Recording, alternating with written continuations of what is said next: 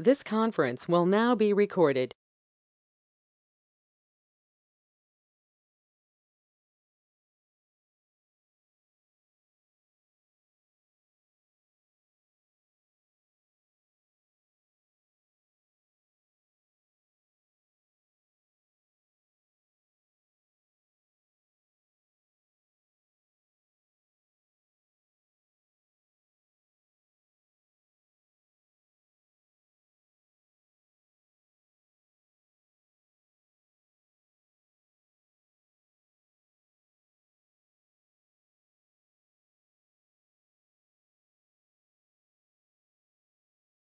Okay, thank you for your patience. We'll wait another 1 minute and then we'll go ahead and get started. Thank you so much.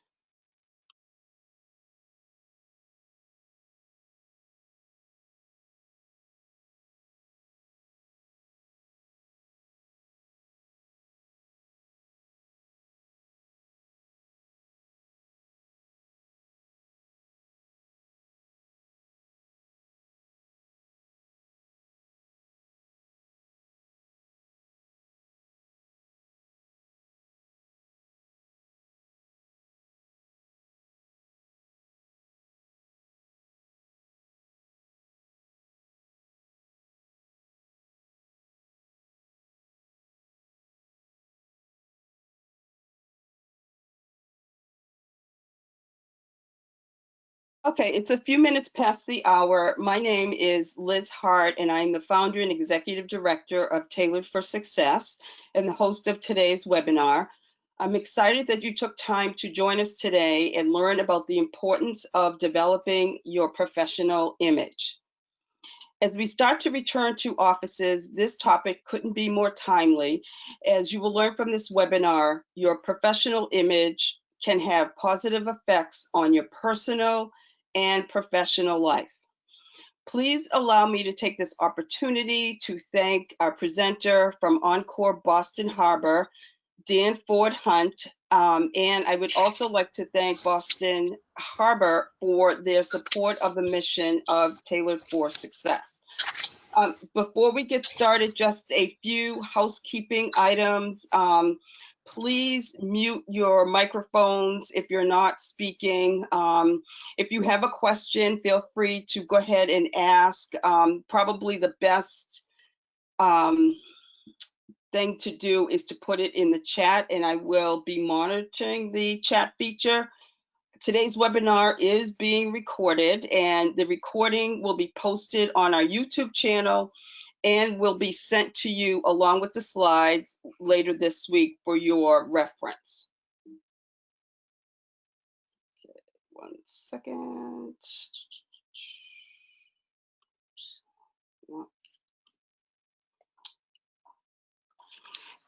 Okay, so let's get started. Here is the agenda for today's webinar. I'll start with an overview of the programs and services of Tailored for Success. And then our presenter, Dan Ford Hunt, will review the elements of professional image for women and men.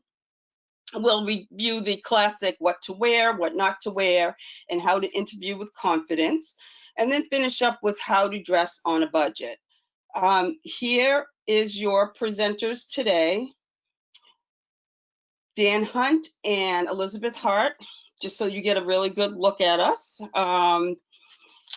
So like I said, Tailored for Success is a nonprofit organization, and we are dedicated to empowering job seekers to achieve economic self-sufficiency by providing resources, skill training, and supportive reinforcement.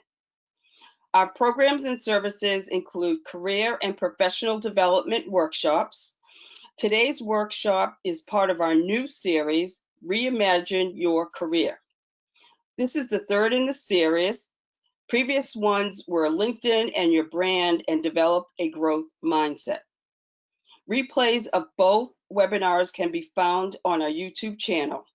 Our next workshop will be held on June 24th from 3:30 to 4:30 and will consist of a career panel discussion with 3 directors, again from Encore Boston Harbor.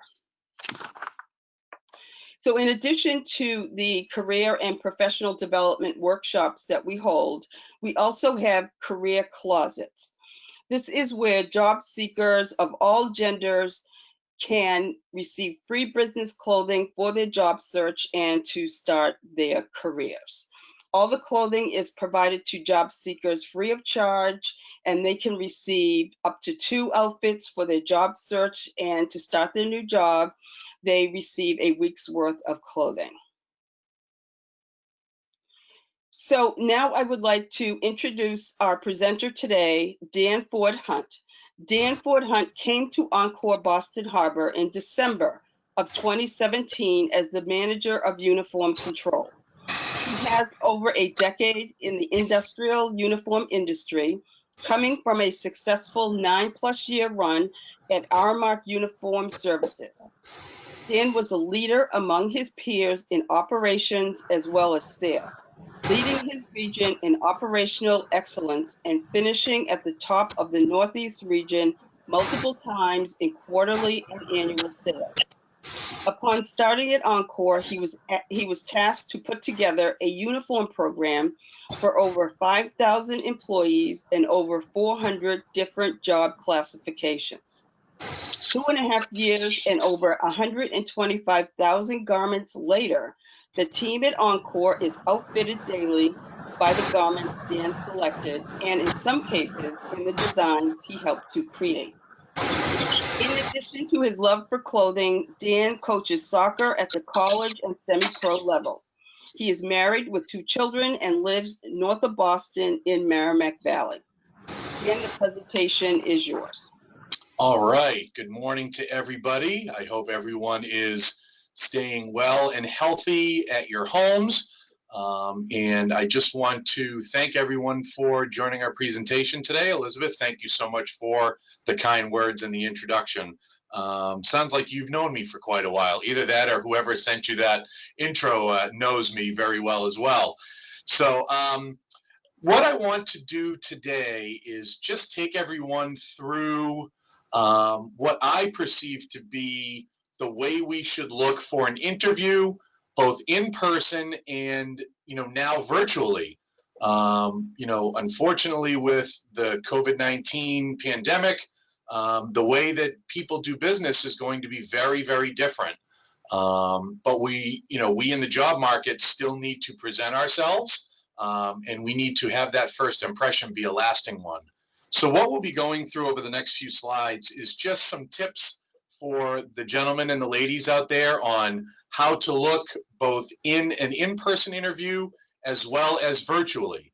As you can see, I am dressed in my normal business attire, regardless if this is a virtual webinar or if this was in person. You still want the folks on the other side of the camera to get a great first impression of you. And to start off, just the what to wear: solid colors, conservative suits, coordinated blouses and dress shirts, polished dress shoes and pumps. Regardless if you're on a virtual interview or if you're in person, you still want your preparation to be the same. Dress socks, tan or light hosiery, and clothing should be in good condition, wrinkle-free, and work appropriate. So if you are interviewing for a myriad of positions, it really doesn't matter. You want to dress as your boss would dress, is sort of what I like to say. Cover tattoos and avoid perfume. Again, even if this is a virtual interview, you still want to prepare in the same manner as if you were going into an office or a conference space. Simple jewelry. For the gentlemen, we want to discourage earrings. If you do wear any religious symbols or any medical bracelets, anything like that, if you can cover them or if you can put them under your shirt, that is preferable. You don't want anything to take the attention from the interviewer. Need professional hairstyle. Again, you want to prepare for this interview, whether it's in person or virtually. You want to prepare like this is, an in-person, face-to-face situation. And a briefcase or portfolio, that's real important for an in-person interview. Not so much for the virtual interview, but again, I can't stress enough, regardless if you are sitting at home or if you are going to the location where the interview is taking place, you want to prepare everything as if you were going into that space. If we go to the next slide, Elizabeth. So for our ladies out there, some very specific items you want to have in your closet. A two-piece suit, preferably skirt. This again is you want to dress as your boss would dress, regardless if it is a line level position or if you are interviewing with the CEO or as a CEO.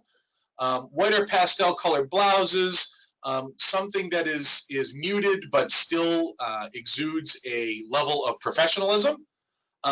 Basic black pumps, and the reason we sort of go with black, black tends to go with everything.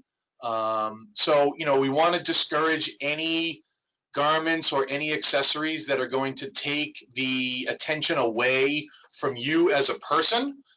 We want the focus to be on you and your words. The natural or skin tone hosiery, again, that's part of what I consider the interview uniform. The neat hairstyle, the light perfume or fragrance, and a briefcase or portfolio. Going back to the hairstyle, again, you want to have yourself in 100% tip-top shape.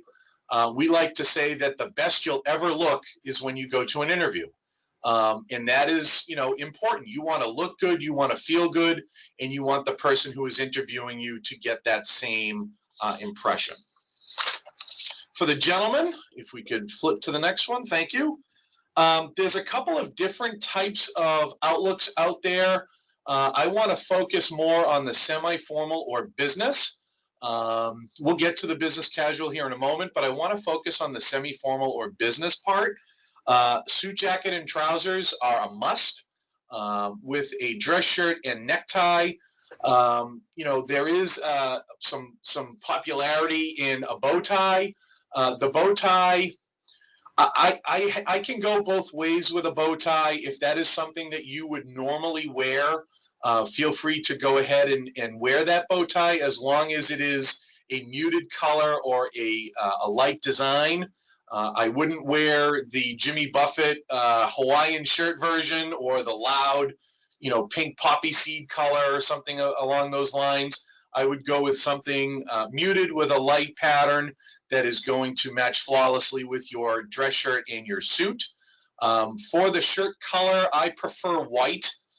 There is nothing better than a white pressed button-down dress shirt, regardless of the color of suit. I think a white shirt is very classic.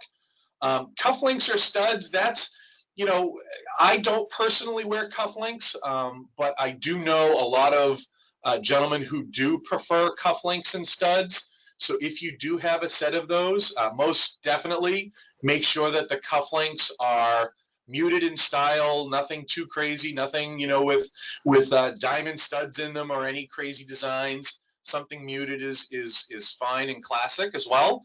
And then a nice leather shoe. Now for the gentleman, you want to make sure that your belt matches your shoes. So if you are wearing a black belt, a black pair of shoes is preferred. If you are wearing a tan or brown belt, a pair of nice brown shoes is more than acceptable. Now, for the business casual, you really have to do your research about the job that you are applying for, and also do some research on your interviewer. If you go on LinkedIn or if you go on, you know, any social media and just do a little bit of research about the person or persons that are interviewing you. If when you look at their profile picture, they are in business casual, or if they are slightly dressed down, that doesn't mean you dress down, but that also may mean that your interviewer does have that sense of style. So the business casual look, which would be a light patterned button-down shirt with only the top button unbuttoned, and then a suit separate situation would be fine. Again, the most important part of you is that your words and the way you present yourself is what is to be most important. So keep that in mind as you are dressing. So for the details, details absolutely matter, and we're going to focus on the gentleman still. For your suit or for the garments that you are wearing to the interview, please ensure that they are well fitting, that the jacket is well fitted to you. The pants, we do a 1/4 to a 1/2 inch break on top of the shoe. And the only reason we do that is so that the pants don't look baggy, so that they sit on your waist properly. They look pressed. They are correctly fitted. And that's important. The first impression that your interviewer is going to get from you is as you walk in the door or when you walk with them to the conference room or wherever you're having your interview. So please make sure that you're all buttoned up there. Regarding facial hair for the gentleman, we sort of look at it two ways. We either would like for you to be clean shaven, and please make sure you shave at least the night before. In case you get any nicks or cuts, you can remedy that in the morning. If you do have a beard, please make sure that it is well cut, that there is a clearly defined line from your sideburns down through your chin and up and around the mustache. Goatees, I do think goatees are okay. They are in fashion. But again, please make sure that you are well trimmed. And again, do it at least the night before to avoid any nicks or cuts or any blemishes on your face. And when you walk in with your suit jacket, please have the top button buttoned. And that just, again, makes you look put together. It makes you look neat. And it really makes you stand out in front of your interviewer. Regarding the resume, all the way to the right of that slide, make sure that you have at least 3 to 4 copies of your resume and make sure that they are fresh, right out of your binder, right out of your manila folder. Please do not show them your phone. Please do not present a folded or creased or a piece of paper that you wouldn't yourself be proud to be handing over or receiving. That is also very important because everything you do from the second you sit down for your interview, the interviewer is basically rating you as a person and as a possible employee. So please make sure that that is part of your dress. For the next slide, for the ladies, there are quite a few things that we want to try and avoid. And this is not just for the ladies, but items that are too casual or hoodies, rolled up sleeves, unprofessional shoes, sneakers, and boots. The boot thing, if you are an engineer or an electrician and, you may not have a pair of dress shoes. If you have a pair of shinable work boots, that is fine. Just make sure you put a fine shine on them and make sure that they are appropriate to be walking into an interview with. We understand that there are different types of jobs out there. And if you are interviewing, let's say for, again, for a plumbing position or an engineer, obviously a suit is much more preferable. But if, the interview is taking place at a job site, and there aren't any stipulations in the interview to be in business dress, please make sure that everything you wear is appropriate. Items that are baggy, specifically, you want to look put together. You don't want to look like you are just rolling out of bed or anything like that. For the ladies, low-cut tops. We want to try and avoid, again, anything that is going to take the attention away from your interviewer. And a low-cut top with bangly jewelry, that may take the attention away from what you're saying to the interviewer. Short sleeve shirts, we want to try and avoid a short sleeve shirt unless you have it under a blazer, and in which case, please do keep the blazer on at all times. And then visible piercings. So if you have a nose ring, a lip ring, if you have any sort of jewelry that covers your face, please remove them and only stick with the one single earring. A simple stud or a subtle hoop is fine. But again, we just want to make sure that we are presenting our best self. And again, the bright colors, the bright nail polish, the heavy jewelry, we want to try and avoid those at all costs for the ladies, please. All right. So now getting into interviewing with confidence. 4 parts for a great first impression. And some of these we're going to be repeating because it's that important for me when I was interviewing for the many jobs here at Encore. These are some of the things that I was looking for in my interviewees. And these are standards that I hold for myself and my staff as well. Your personal appearance, we cannot accentuate that enough, that the hair, the clothing, the shoes, and your accessories define who you are. It's all in the details, making sure your clothes fit, put a shine on your shoes. This is for the gentlemen and the ladies. Ladies, if you're wearing a leather shoe, put a fine shine to it. There's nothing wrong with wearing a pair of shoes that you can see your reflection in. It is a reflection of you at the end of the day, how you look. Your preparation, the best case to do is rehearse. Rehearse with a friend, rehearse with a roommate, rehearse if it's a virtual interview. Make sure that you have someone that can log into, a GoToMeeting or a Skype or one of the many social media platforms that have video sharing. Zoom is a great one. You can do a 40-minute meeting for free with up to 40 people, and rehearse. Just have a set of 10 questions that you would feel comfortable answering regarding the job that you are applying for. And do it with a friend, someone that you can trust and someone that can give you honest feedback. And then at least the night before, make sure that everything you are bringing is well prepared. Make sure your resume has no typos. Make sure it's spaced properly. Make sure if you have any other background information, such as a cover letter, or if you are going into a position that needs some proof of your past work, make sure you have that all available on hard copy. The worst thing you can do, and I saw this happen a bunch of times at Encore, is folks would hand over a USB drive. While it does show that you are tech savvy, it is not easily accessible to the interviewer to just pop in a USB to their computer and look at your resume. They want to see it in a hard copy. And then body language. And unfortunately, in today's culture, some of this is going to change, but a smile, whether you have a mask on or whether you're looking directly into a camera, people can tell that you're smiling. People can tell that you're engaged. Use eye contact at all times. If you don't feel comfortable staring at somebody square in the eye, a couple of what I like to call cheat codes would be stare at their forehead or stare at their chin. At least you are maintaining eye contact. You definitely don't want to be looking to the left and to the right. Don't look down. Make sure that your view is nice and clean so that there is nothing that takes your attention away from the interviewer. And then we have a firm handshake on there. I hate to say it, but unfortunately in today's climate, there are some folks who, and it really shouldn't, be part of the interview process any longer, or at least until vaccines and all that stuff are made. But, a firm handshake still does go a long way, but in today's climate, that may not be something to do. If your interviewer does extend their hand and you don't feel comfortable, just say, I apologize, sir or madam, I just don't feel comfortable with a handshake at this time. I do apologize. And a lot of folks are going to be okay with that. They may even say, you know what, I'm so sorry. I'm just so used to it. But they'll appreciate the fact that you're being honest right off the get-go. And keep calm.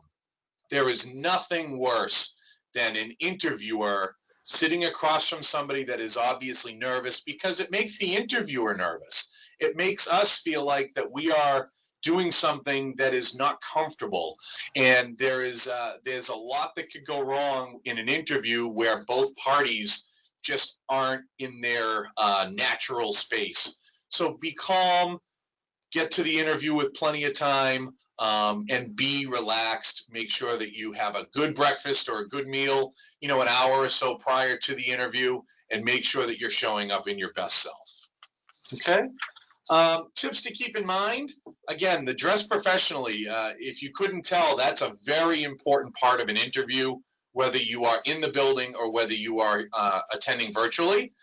Plan to arrive 10 to 15 minutes before your interview. My father, who was in the United States Army for 20 years, he used to say it's better to be 2 hours early than 1 minute late. So please make sure that you are early enough, that you are in a comfortable area. You check in with the administrator or whomever is in charge of the interview space, and make sure that you're there with an appropriate amount of time to prepare. You are in the interview as soon as you walk in the building. I actually say you are in the interview when you park the vehicle in the parking lot of the interview. You need to set the tone for yourself when you walk in the building, because you never know who is sitting at the front desk or who is awaiting for your arrival. Be courteous to everyone. Again, that is the same thing. You don't know when you walk into the building if that person is your interviewer, if that person works with your interviewer. At Encore, we had a separate site for all of our interviews, and the young lady who was manning the desk, she would come to us and actually say, oh, John Smith, he was very pleasant, had a great demeanor, but Jimmy Jones, he was on his phone, he was distracted, he was late. So you never know who is your first point of contact when you arrive at the interview. Be prepared and do your research. Again, look on LinkedIn, do some research about the company that you're interviewing for. A lot of times, and what we did at Encore is we asked, what do you know about Encore Boston Harbor? What do you know about what we're trying to do in the community? So if you have answers to those questions, you are now in that top 5% of interviewees to that interviewer, because you've done your research, you know the ins and outs of the company, and it's going to go a long way, regardless of the position that you are interviewing for. Show enthusiasm. There's a lot of things that folks, have a hard time talking about, and one of those things is about themselves. Be your own best ally. Be your own cheerleader out there. Know your strengths, know your weaknesses. I know it's so easy to talk about all the things you don't do well or you do wrong. I know that's, for me, it's much easier for me to talk to an interviewer and tell them all the things that I'm not great at, because you don't want to sound like a braggart. You definitely don't want to sound too self-confident. But if they ask you to tell what your strengths are, be proud of those strengths. Be proud of the things that you're good at. That is why you are in that office, and that is why you are being considered for that position, because there's something about you that that person interviewing you wants to know. Listen intently. When the interviewer is speaking, everything they have to say is so important. Again, I had a fifth grade teacher who used to say, listen to my words as if they are gold, because everything that he said as a teacher was gold, and it really developed. He really had a really nice way of developing his students, and he led off with that on the first day of school, and he closed that on the last day of school, just as a reminder that everything that he would say, treat it like gold, because the interviewer is going to give you little bits of information during the interview that hopefully you pick up on and you can use during that interview process. Ask questions.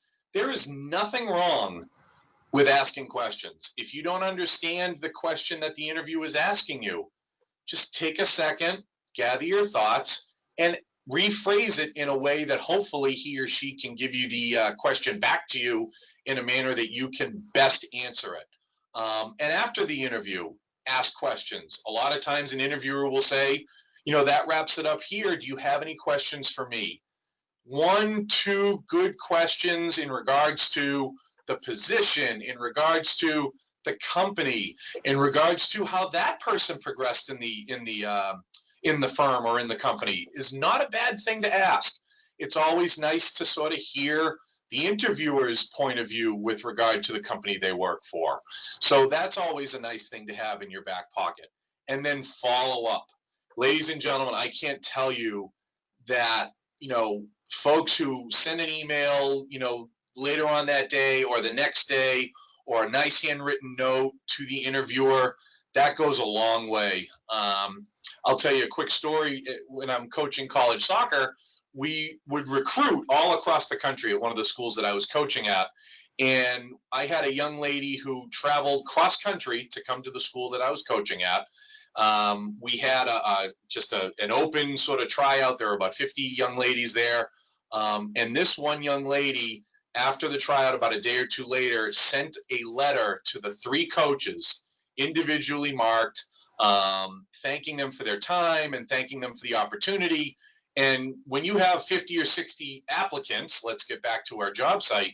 When you have 50 or 60 applicants and you get a handwritten note from one of the applicants, that is going to trigger all the good memories and all of the great things about your interview to that interviewer, and you've just put yourself now in that top 1% category, especially if you're somebody that was impressive to the interviewer. So those are all very important. Do not discount how important it is to follow up after the interview, and don't do it in the parking lot. Don't do it, because that does show initiative, but the next day or a few hours after is probably more appropriate to do a follow-up. Okay. And the last slide, I'll lead into it, Liz, if that's okay, and then you can close it out. That sounds good. Okay, so we're talking about shopping resale because Tailored for Success, they do that. That is something that they are wonderful at. But this is something that you can do on your own, whether it's at Tailored for Success, or if you go to Savers or Goodwill or whatever. Make sure you have plenty of time when you walk into the store, and have a list of what you want. And the reason for that is you are preparing yourself for the interview even as you're shopping. And then understanding quality versus quantity. If you see a suit or a dress or a business suit that really pops and it hits all the things that we talked about today, get that one suit. Don't get 3 or 4 suits for the same cost as the one suit, because those 3 or 4 suits may not present you at your best. And that goes into having a budget. Make sure that you know what you're willing to spend, and make sure you get the biggest bang for that spend. But also be prepared to leave empty-handed. If you are someone like me who's tall and who has some shape to me, there may not be something at the first shot. There may not be something in the second shot.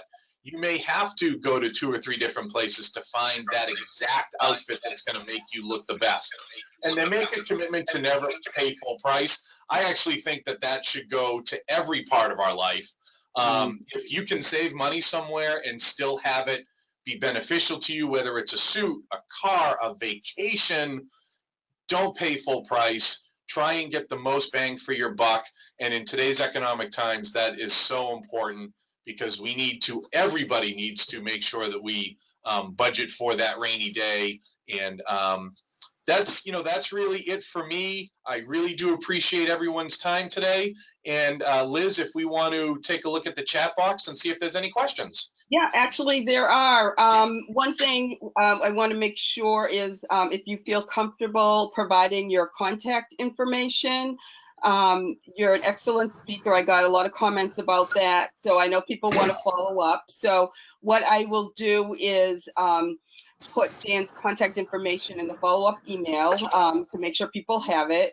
But also I wanted to make mention of the fact that I have someone who is an expert at, one thing that we didn't cover was professional photo. And Norman is on, and Norman Gillette, and we had worked together before. And could you just say a little bit about professional photos and how important they are?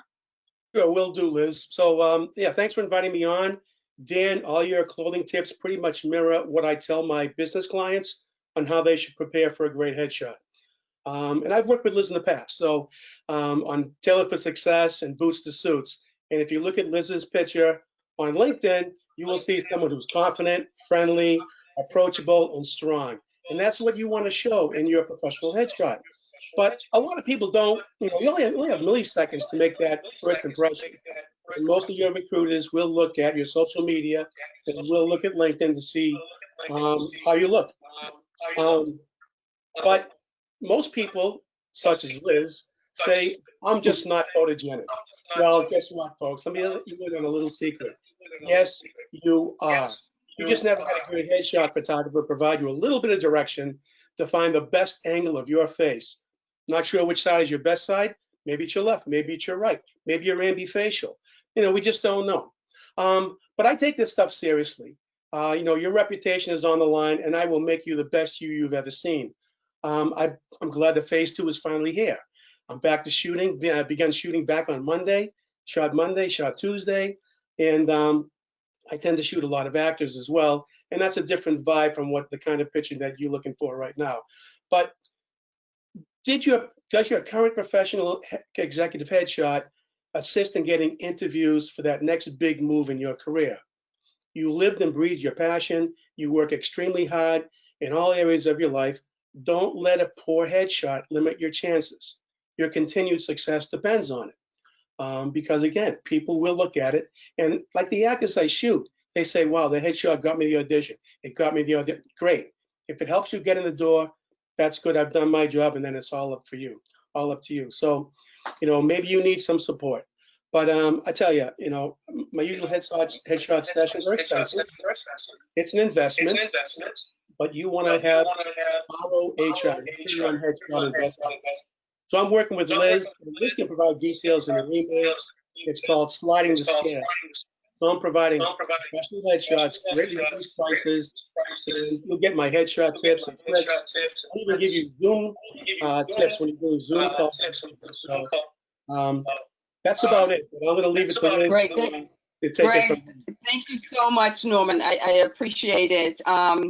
If anyone else has any other questions, they can go ahead and shut out. I do want to make a couple of points that Dan had talked about that I thought is just so important. One thing that I'm always learning new things about interviewing and presenting your best self, but covering the medical bracelet I thought was a excellent tip, because for a couple of reasons, right? So you want to make sure that there's no discrimination. And if someone sees a medical bracelet, they may discriminate against you, unfortunately. So I thought that was a great tip. And also your tip about the hosiery being part of the interview uniform. I'm going to steal that one, because I always get I get pushback from my clients, especially in the summer. They don't want to wear hose, and I'm like, you know what? You have to wear the hose. People are going to expect it. Just because you see people on TV without their hose, that doesn't mean you can. So I really appreciate it. And my last thing that that I had not heard before, but I can see this happening, is when an interviewee is asked for a resume and they hand over a USB. That just absolutely, I mean, that's a mind-blowing thing, right? And I can see that. I was blown away by their tech savvy and by the fact that they thought that that was acceptable, that I had to share it with the group, because you just never know. And I'm going to call someone out that's on the call. I have a buddy of mine who joined the call today, and he is the most tech savvy person I know. He is not the one who presented a USB tag for the interview, but he is someone that I thought would get a chuckle out of it. So, Mr. Fitch, that one was for you. That was so great. Thank you so much, Dan. So any other questions? I would just want to pause a minute to make sure. Awesome. All right. Well, listen, thank you all for joining the webinar today. I'd especially like to thank Dan for his insight and expertise in personal image. Again, I want to remind you to save the date of June 24th for our next career panel featuring directors from Encore Boston. It will be Corey Fulton, who is the Director of Public Areas, Virginia Laura Perez, Director of Spa and Salon, and Arlene Burgo, Director of Housekeeping. So it'll be a great panel, and I thank you all again, and please stay safe and be well. Thank you so much. Thank you, everybody. Thank you for having me. Bye-bye.